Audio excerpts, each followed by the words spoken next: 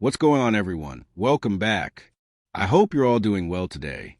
We're diving into something huge, a story that pulls back the curtain on one of America's largest churches and its longtime leader.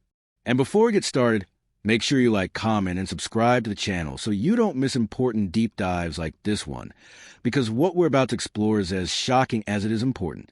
The allegations against Gateway Church and Pastor Robert Morris are not only rattling a congregation, but raising urgent questions about trust, accountability, and the way modern churches handle money. The story begins with an accusation that strikes at the very core of financial stewardship in religious institutions. Gateway Church and Robert Morris have been accused of mishandling millions of dollars in donations. At the heart of the case lies a staggering claim that the leadership promised members that 15% of the church's revenue, roughly $15 million annually from their $100 million budget, would be directed to global missions and Jewish ministry partners.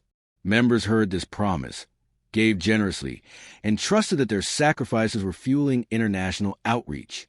But according to the lawsuit, only about $3 million of that promise amount ever reached those causes. This $12 million discrepancy is not just a bookkeeping issue. It is a matter of integrity, and the implications ripple far beyond one congregation. When a church that commands national influence fails to align its words with its actions, it doesn't just break financial trust. It undermines faith itself. Members who gave sacrificially, some even out of financial struggle, are left questioning whether they were manipulated into giving under false pretenses. For many, this isn't about numbers. It's about betrayal. The gap between the promise and reality opens a door to a larger examination of how churches communicate about giving. Religious institutions operate on trust far more than businesses do, because their appeals aren't framed merely in terms of projects or services. They are tied to eternal significance. When Robert Morris stood on the pulpit and promised that a set percentage of giving would directly support missions, he wasn't speaking as a financial officer, but as a spiritual leader. For thousands of believers, that made his words sacred.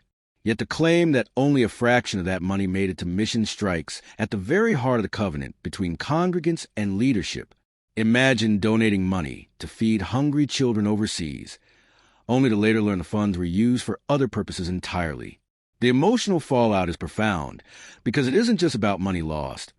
It's about the collapse of trust in a leader who claimed to speak for God.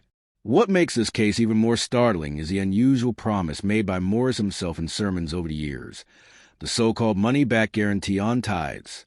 He told his congregation that if they tithed for 1 year and felt God had not blessed them, the church would return their money. For years, this promise functioned as a clever motivational tool. It sounded bold, almost daring, an attempt to prove God's faithfulness through financial giving. But now, that promise is at the center of a lawsuit. Former members claim that when they tried to claim refunds, they were stonewalled, ignored, or outright denied. What seemed like a rhetorical flourish in a sermon has become, in the eyes of the law, a contractual commitment. Courts are now being asked to decide. When a pastor makes such a guarantee, is it a binding promise or just spiritual hyperbole? This legal question cuts right into the blurry line between religious conviction and consumer protection. The judge overseeing the case has already made a significant move by refusing to dismiss it outright. Gateway's attorneys argued that this was a matter of internal church governance and therefore outside the jurisdiction of civil courts. But the judge disagreed, reasoning that the plaintiffs weren't asking court to decide on doctrine. They were asking to address alleged misrepresentation and fraud. That distinction matters. It means the case will proceed, and with it, the possibility that a secular court will shine light on the opaque financial practices of one of America's most influential churches. This is no small matter. Historically, courts have been extremely hesitant to interfere in church disputes because of First Amendment protections. But when those protections are used as a shield to avoid answering basic questions like, where did $12 million go? The argument falls apart. The court's willingness to move forward represents a significant precedent that could ripple across the megachurch landscape.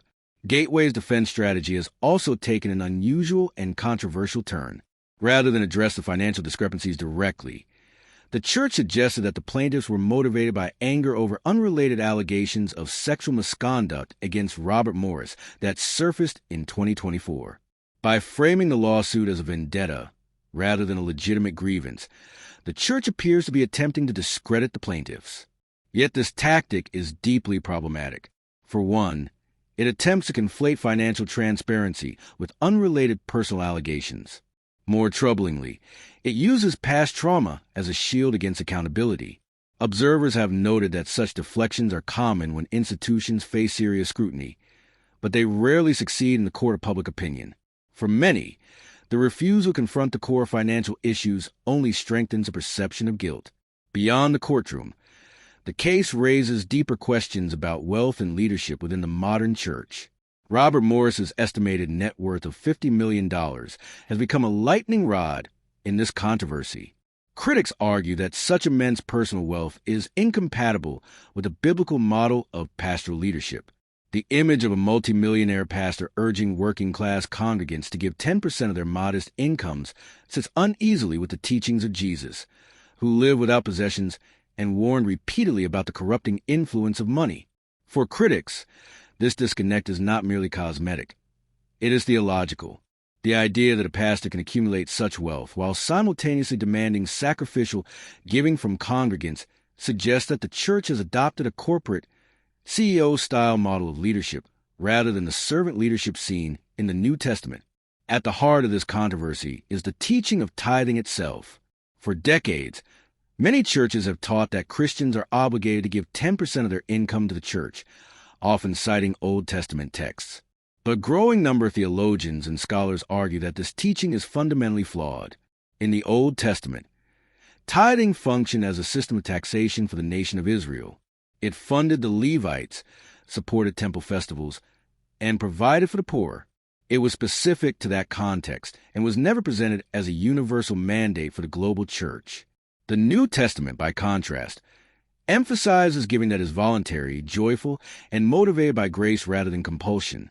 Paul's letters, particularly in 2 Corinthians, make clear that Christians are called to give as they feel led in their hearts, not under pressure or threat. This stands in stark contrast to the fear-based, obligation-driven tithing messages often preached in megachurches. When giving is turned into a transaction with promises of financial return, or worse, threats of curses for failure to give, it ceases to be an act of worship and becomes a manipulative sales pitch. This theological distinction is not academic. It has real consequences. When people give out of fear, they may feel relief in the short term, but in the long term, it breeds cynicism and resentment. When leaders tie God's blessing to financial contributions, they set people up for disappointment when life's inevitable hardships arrive. The Gateway lawsuit illustrates this vividly. People who gave faithfully, expecting blessings or refunds, now feel deceived. The damage is not just financial, it is spiritual.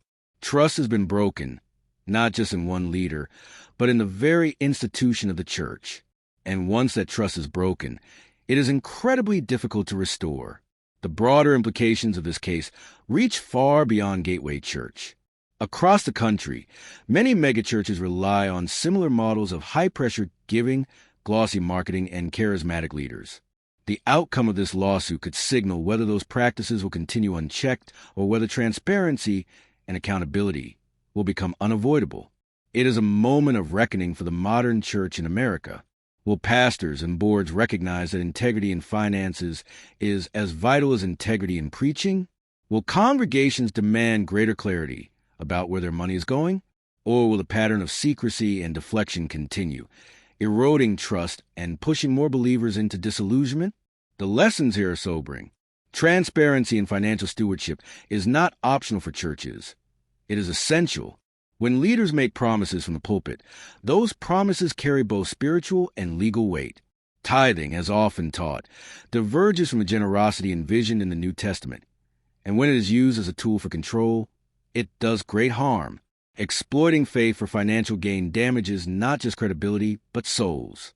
True giving should be an act of gratitude, a reflection of grace, and an expression of freedom, not a tax levied by leaders or a gamble on divine blessing. As this case continues to unfold, one truth is undeniable. The church cannot afford to hide behind doctrine or legal loopholes when transparency is demanded. Accountability is not a threat to faith. It is a safeguard for it. And perhaps If anything good comes from this painful situation, it will be a renewed focus on authentic, grace-filled generosity and leadership that prioritizes integrity over image. Thanks for staying with me through this deep dive. If you found this important, make sure you like, comment, and subscribe so we can keep tackling these critical conversations together.